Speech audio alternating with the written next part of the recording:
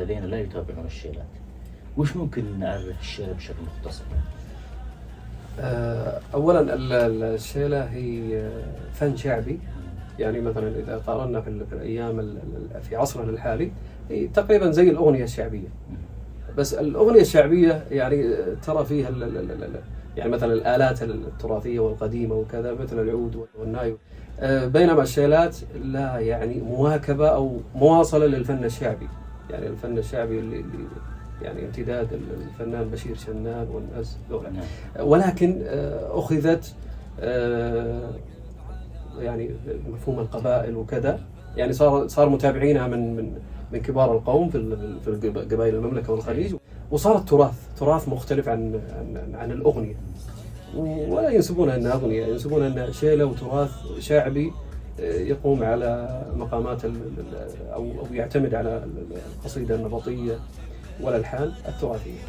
حتى لو كان صار فيها ابتكار أو شيء، لكن تظل يعني امتداد للفن الشعبي. صحيح. نقدر نقول نوع من المغنى أو مغنى آخر يختلف عن المغنى السائد.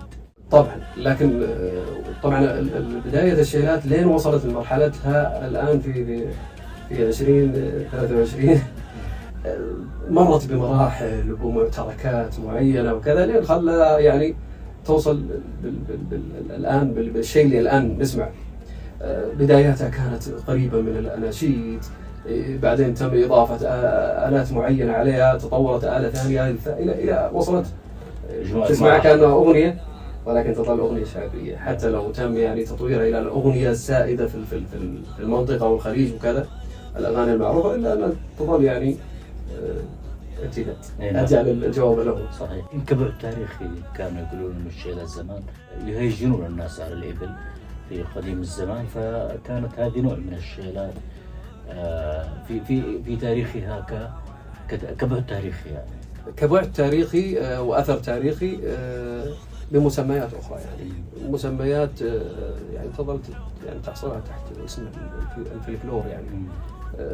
يعني كل قبيلة تسميها لحن أو طارق معين أو تراث معين، ما اسم الشيلة، لكن اسم الشيلة اسم مستحدث جديد. تقريبا إذا طال وكبر عمر الموروث هذا ما يتجاوز يعني 15 سنة تقريبا. حلو. طيب وش فرقها عن الشلة؟ هي كلها واحد، بس ممكن يعني تسميات، مو تسميات، لهجات قبلية. أي في قبيلة تسميها شيلة، قبيلة ثانية مثلا وأكثرهم يعني القبائل البدوية شلة. أعتقد حتى بالإمارات اسمها شلة. أي شلة، قبائل الإمارات قبائل بدوية وعندهم بادية زي ما عندنا، لكن القبائل اللي عندنا يعني وقليل يعني خلاص بحكم يعني السوشيال ميديا والناس متفتحين على بعض في المواقع وفي التواصل الاجتماعي وكذا، خلاص سموها شيلة وخلاص يعني. وخذاني عليك الشوق